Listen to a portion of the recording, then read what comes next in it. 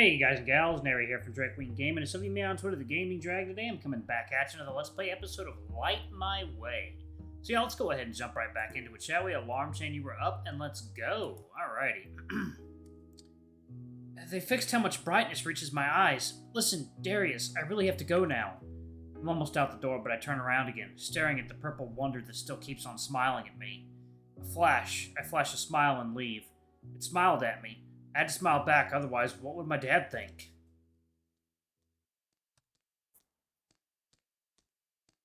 It might have been rude, but I left without waiting for an answer. I run outside, blazing towards Miss Refulgence's office, although I am almost on all fours. It's taking forever to get there.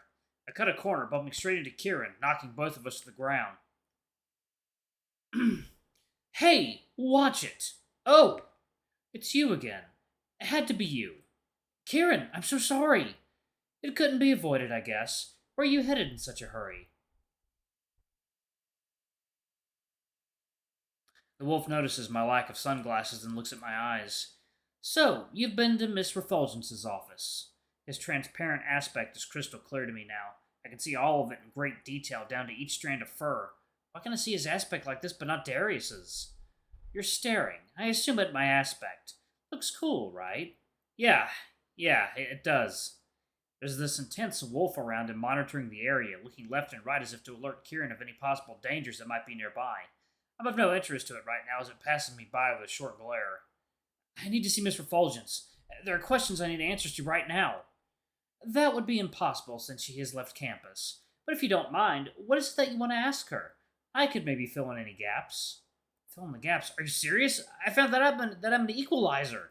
Whatever that means or is. My entire life I thought I was crazy, hallucinating shiny lights around folk. This seems odd. Has your aspect not talked to you at all? What do you mean? Well, how can I put it simply? When I was a young pup, my aspect spoke to me. It differs from folk to folk, but you get some contact once you are aware of its existence. It's usually among the lines of, don't be scared, this is normal, and you have to harness other aspects, otherwise you'll die. You know, typical stuff for us equalizers. I know he's trying to lighten the mood, but instead this hits even harder. Everyone who's like me has already been contacted by their aspect, and they knew what was going on. Shit I had to go through alone. Well, I can't do anything about that now, so better late than never? I know you're trying to cheer me up, but I went through hell and back already, so I'm not in the best of moods right now. You know, my parents thought I needed professional help.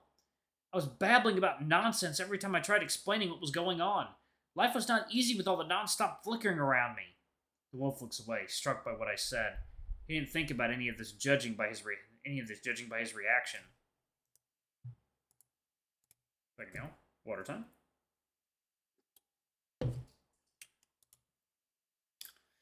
I am truly sorry about your struggles, Lucian. I am. How can I help? I just want to get to Miss Refulgence. There's no point in going to her office since she's already gone off campus, as I told you. She normally tells me where she's going so I can manage her schedule and notify her of any changes. This time, she vanished.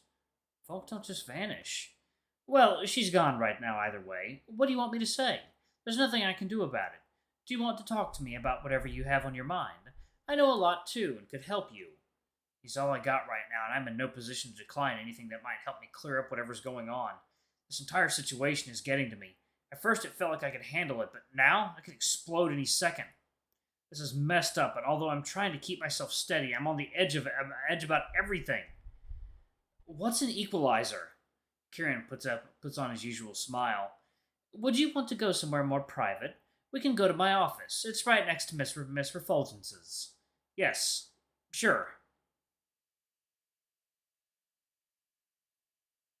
When we walk, I notice Kieran's aspect looking at me. Something I said must have bothered it, or at least made it acknowledge me as someone worth its attention. The sound of our paws on the floor is hammering at me. I keep swishing my tail in annoyance, but I can't help it. We're almost there. I'll make some tea, okay? Thank you, but no. Water, then? We get to his office, which is a door down next to Miss Refulgence's office. It's a quaint little place, a painting on a wall, some shelves with a lot of folders in them, and little miniatures on his desk. The wolf one catches my eye, a wooden bust that's carved in a beautiful manner. Kieran notices me staring at it. He opens a small fridge and pulls out a bottle of water. It's sealed, so I know there'll be no funny business. Well, what if it's already laced somehow and resealed it? I need to calm down. This paranoia isn't helping, but I don't want to get doped up again and not be able to react when he pushes me out the door like that panther. I know she drugged me, and I won't let that happen again. Maybe I should talk to Darius or Fabian about this. No, they would think I'm insane if all I do is ramble. Have a seat. Thanks. Can you start talking now? And there's no need to be pushy. I want us to talk in private so nobody looks at us like we're some maniacs plotting the demise of our university or something ridiculous like that. Yeah, you're right. Sorry about that. It's cool. So let's start with the equalizer part. I find myself holding my breath for a second.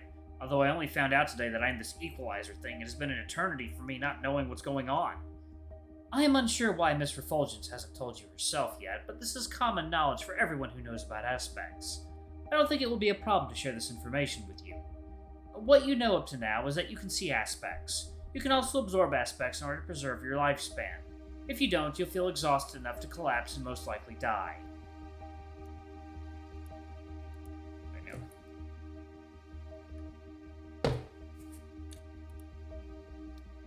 Hearing this being talked out in the open like it's a normal conversation. Unreal. My eyes can't get any wider than this, and he hasn't even told me anything new yet.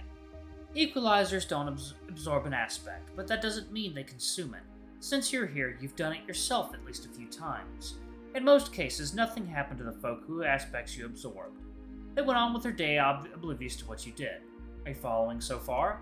I've been through this a few times, but I didn't notice anything different about the folk, yes. In your case, I don't know what you equalize. I'm getting ahead of myself.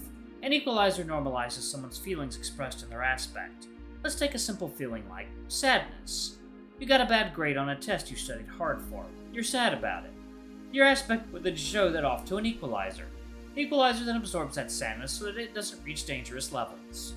What happens when someone doesn't do that? A good question. Sadness can develop into various other feelings based on everyone's different personality. Some might start hating either their teacher, their work, or themselves. Some might be emboldened to do better next time. Others might quit out of rage. These are all possible scenarios, and an equalizer's job is to regulate those feelings so they don't reach extremes. Doesn't sound too bad. What about other feelings like happiness or joy? The same applies here too. Really? Why though? Isn't being happy a good thing? Why would anyone take away happiness? Equalize it, not take it away. Consider this. A happy person can do a lot of good deeds if the feelings expand into altruism, passion, love, and so on. But what if being happy leads to boisterous actions, recklessness, or excessive behavior? Everyone is different, and we don't know what each folk might do. As equalizers, we need to make sure the feelings of folk around us don't get out of control. It sounds dumb, absurd even. We're effectively taking away folks' intentions? If they're happy or sad, they might do something based on those feelings. But if we take that away, they'll float around with half-assed impulses. In a way, yes, this is all meant to protect us. From whom? You know what the Grand Unification is, right? Of course. Who doesn't? What if I told you the Grand Unification happened because of equalizers like us? You can see my look of shock and surprise, so I'm sure he wanted to hit it at the biggest fundamental fact that's like a beacon for every folk out there. Carnivores, like me and you, ruled over everyone else for hundreds of seasons. By comparison, the Grand Unification happened. But a few hundred seasons ago. Nobody really knows exactly when it did. We're trying to find solutions for all the damage we've done to our fellow folk. The carnivore rule happened because our feelings got the best of us. Our instincts played a big part in that, sure, but we could have done better. Should have done better. It's shameful to think about it, although it's been a very long time since the Grand Unification. Some herbivores still cross the street away from me in an evening or at night. I don't look half as intimidating as Miss Darius or Miss Refulgence, but these fangs are enough to instill nasty memories in some folk. Like, no. So you're saying an equalizer stopped carnivores from devouring others? More than that. Equalizers took out a part of the fear and hate that the herbivores were feeling at the time. Courage, compassion, and a whole lot more made it possible to get where we are now. Okay, but why are we doing it now? Estradia is a big continent, Lucian. Not everyone is a fan of the Grand Unification. There have been reports of missing herbivores, but none of them could be pointed to devouring. Extremist carnivores exist. The possibility is there even if the media isn't talking about it. You're right. I stopped watching the news anyway because of all the depressing stuff. There aren't enough of us equalizers to manage everything. There aren't enough of us equalizers to manage everything. It's not an easy task, especially in more remote places. We also don't know how many of us are out there either. Some might die before they figure out how things work. You got lucky. Didn't you say an aspect visits each equalizer? I did, yes. But if you're an example of how things can go sometimes, then we have no idea about the actual number of equalizers. Who knows how many died already? The door flings open, Mr. Fulgence staring us down, fuming. Kieran gets up from his chair, greeting the Panther. Mr. Fulgence, you're back! Yes, Mr. Cliffs, obviously. Why is Mr. Volpez here? He wanted to see you. He has plenty of questions about equalizers, and I thought I'd... That is not your place. You should have understood that since I didn't instruct you to talk to Mr. Volpez. The wolf looks straight at the ground as if he wants to crawl under there. I apologize, Mr. Fulgence. It won't happen again. Mr. Volpez, if you'd follow me, please. I look at Kieran, who keeps staring at the ground as if he was shattered into pieces by the Panther's comment. As we get to Mr. Fulgence's office, Kieran comes in with tea, but I push it away, eliciting a small smirk from the wolf. God, that background is so cool. Mr. Cliffs, what do you see when you look at Mr. Volpez's aspect? Kieran looks at me, taking his eyes away from the ground for the slightest of seconds. A few aspects, maybe 5 or more. That would be all, thank you. The wolf nods, turns around and closes the door from the outside. Why do you treat him like that? He was only trying to help me. That is none of your concern. You, Mr. Thousand Fox Aspect, should be more worried about yourself. 1,000? Apparently so. What? Why do I have so many? I'm sweating. Trying to act all cool is great and all, but I feel my stomach cramping up every passing second. I don't know what any of this means, but it sure doesn't feel right. We each have one aspect, and you have few too many. You are, by all accounts, a complete abnormality. The moment I saw you, I knew something was off. When you came here and drank my tea, none of the aspects subsided.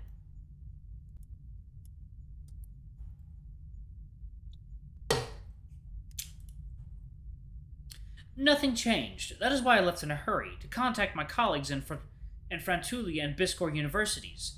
They are the equalizer representatives there. Both will be here shortly to study you. Study me? We need to know everything about your aspects before you can go back to your dorm room.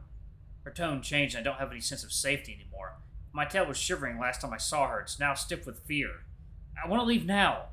That is no longer possible, Mr. Volpez. I advise you to remain seated and not make a fuss. I lunge at the door trying to open it, but it's locked. Kieran must have done that when he left. I turn around and fill my lungs with air, preparing to scream as loud as I can. A useless try. The Panther has already stuck me with a syringe, and in a few seconds, everything goes black.